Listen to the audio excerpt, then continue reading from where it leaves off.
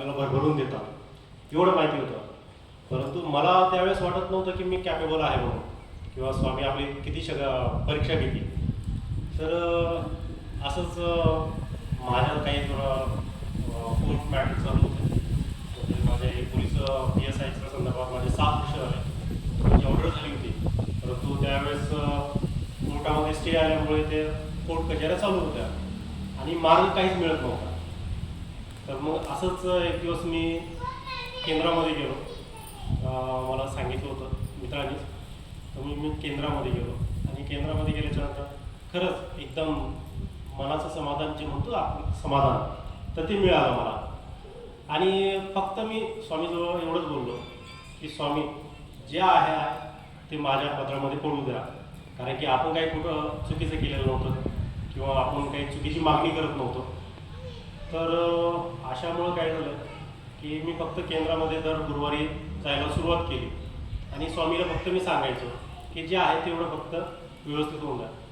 आणि मग असंच मला एक गुरुचरित्र पारायणाचं माहिती भेटली. मग घरामध्ये आम्ही करायचं ठरलं, कारण की ड्युटीमुळे तर आपण केंद्रामध्ये जाऊन शकत नाही आणि दिंडोरीला पण जाऊ शकत नव्हतो.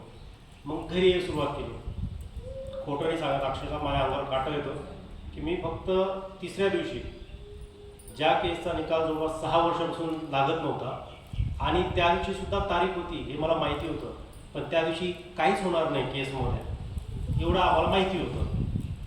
परंतु अनपेक्षित घटना अशी घडली की त्या तिसऱ्या दिवसाच्या पारायणाच्या दिवशी कोर्टाची ऑर्डर झाली.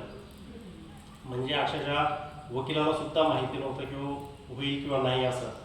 पण त्यावेळेस काय चमत्कार झाला किंवा काय असेल, स्वामींनी काहीतरी चमत्कार केला असंच मी मानेल.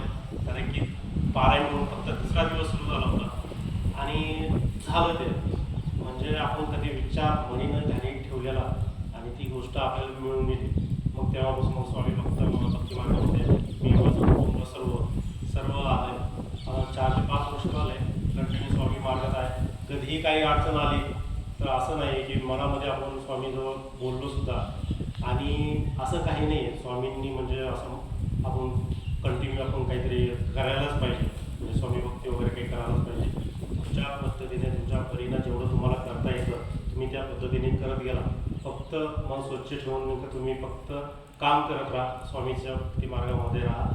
बरोबर स्वामी कधीच काही कमी पडून देणार नाही. माझा हा वैयक्तिक अनुभव आहे. बाकी मला काही जास्त काही अनुभव एवढा नाही. पण स्वामींना मी सकाळ दुपार म्हणजे मी ज्यावेळेसही खाली असतो त्यावेळेस स्वामीचं माझं म्हणजे नामस्मरण चालू असतं.